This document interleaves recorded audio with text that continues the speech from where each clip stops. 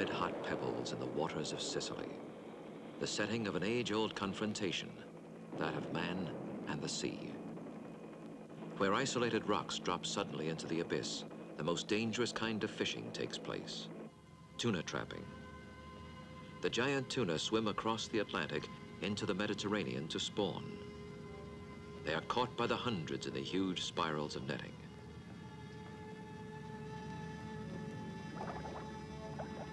The divers carry out hazardous tasks down here, and so do our cameramen.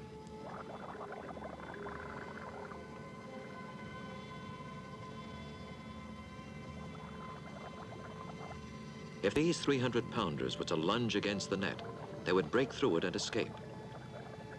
The diver's task is to herd them towards the end of the trap, the death chamber. The men haul the net in. The bottom of the death chamber slowly rises. The tuna thrash wildly in a space that grows increasingly smaller. They are not the only ones to be caught. Large man-eating sharks who followed the school of migrating tuna and preyed upon them are trapped as well.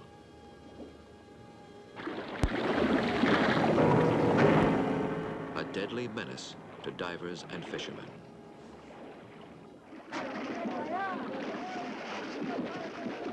The fish flail under the surface in a futile attempt to escape. One after another, they are hooked in.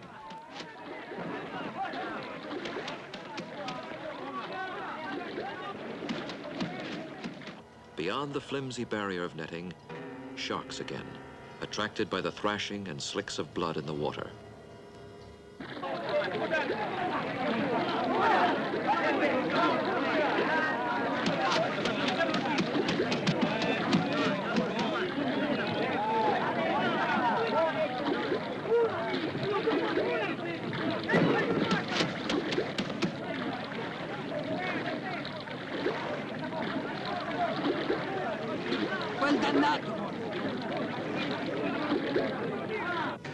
The smell of blood, which sharks detect from incredible distances, is an irresistible lure.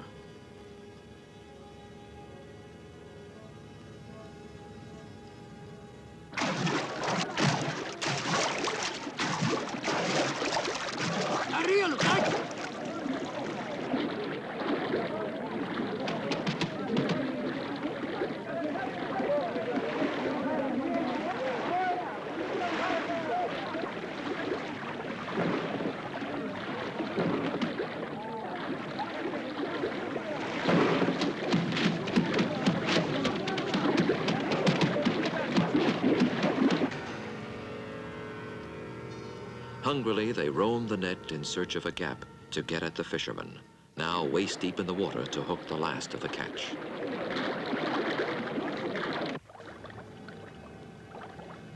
The divers must dispose of the rotting fish, another lure for the sharks. If the predator appears on the same side of the net, the men must cut swiftly through the mesh and swim to the other side to dubious safety.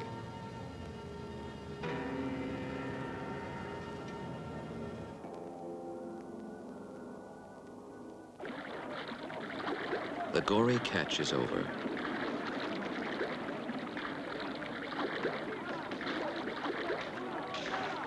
While the last of the tuna is hauled on board, the cameraman chances one last take.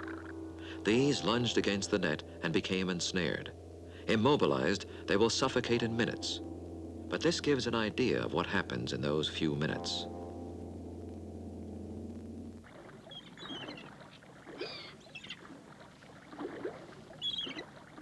This time, it's the turn of the man-eater to be eaten.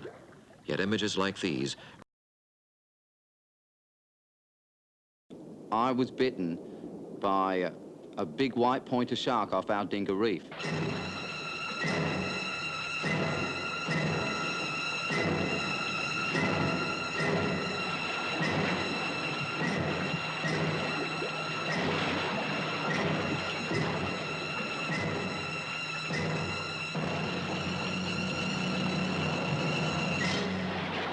This is the diving suit I was wearing when the shark bit me. You can still see the great gashes that the teeth made. And, like razor cuts. Clean cuts, all right. This is the jaw of a great white shark with its very sharp teeth. And you are definite that the shark who attacked you too was a great white? Oh, yes, he was a great white. Only the teeth of a great white could cause this. This is the way my rib cage looked that awful day. Port Lincoln, South Australia. In these waters where every year the great white takes a toll in human lives, we prepare for the ultimate confrontation, that of facing and filming this legendary creature. 2 Australians will assist me. Rodney Fox, whom I just spoke with, he built the cages that will protect us during the filming. And Ron Taylor, Australian and world spearfishing champion. Valerie, Ron's wife, also a diving champion, Hello. is in charge of the food provisions for our party. Ron is in charge of the food for the other party. January 16th, at the height of the austral summer, our ship leaves harbor, 9:30 a.m. Skipper Bill Zealand, a professional shark fisherman. For the locals, this is a calm sea, so we travel full speed, towing behind us Rodney's boat, our support vessel. 25 miles offshore, our goal. Its name speaks for itself. Dangerous Reef. A 3-hour crossing, and Dangerous Reef is dead ahead. Sea lions, the main staple of the great white, a sign that we will find here what we are looking for. We begin chumming.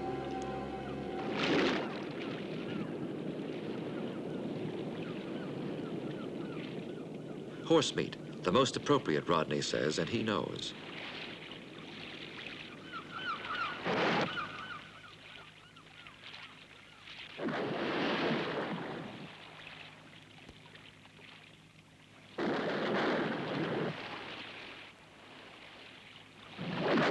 Good, the cages float at the right level for filming. Whale oil poured into the sea floats and forms a slick. If the shark crosses it, he will follow it to the source. The gulls feast on something definitely not meant for them. The whale oil drips in the water. The long wait has begun. The evening of our first day at Dangerous Reef.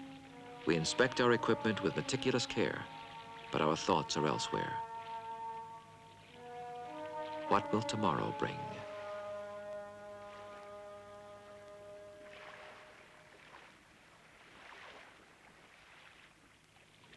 The next morning, all the baits are intact. Nothing has happened.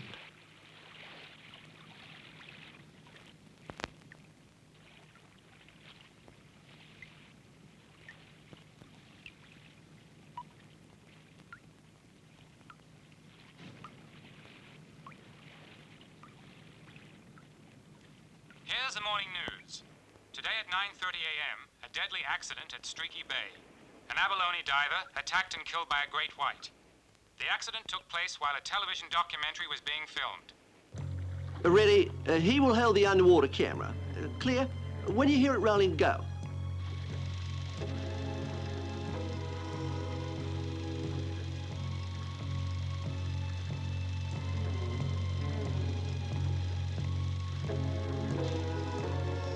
All set. Go.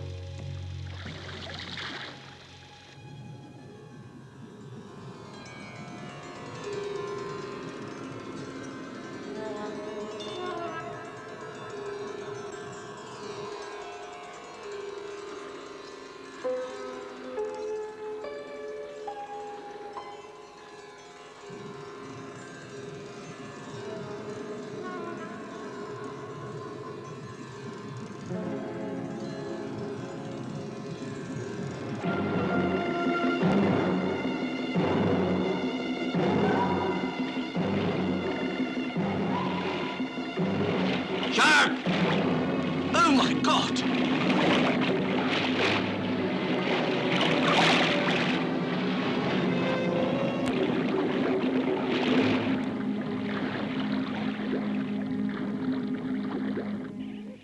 All this happens only 50 miles from here, a distance that the great white could cover in a few hours.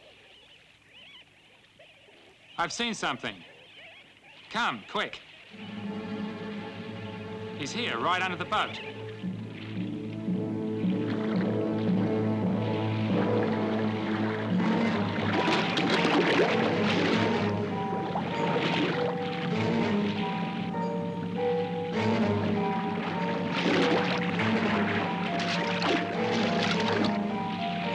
We have found what we are after. Trouble.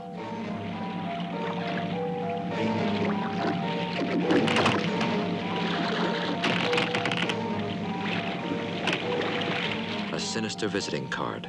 The marks left by his teeth on the teak wood. Then he vanishes.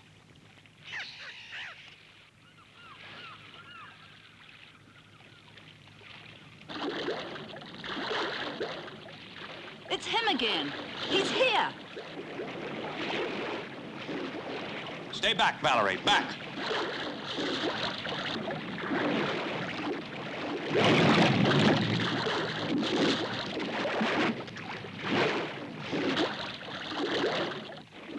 £100 of fish devoured in seconds, and the tough nylon line severed as if by clippers.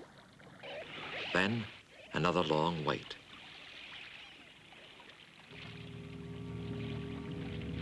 He's found the food he likes here.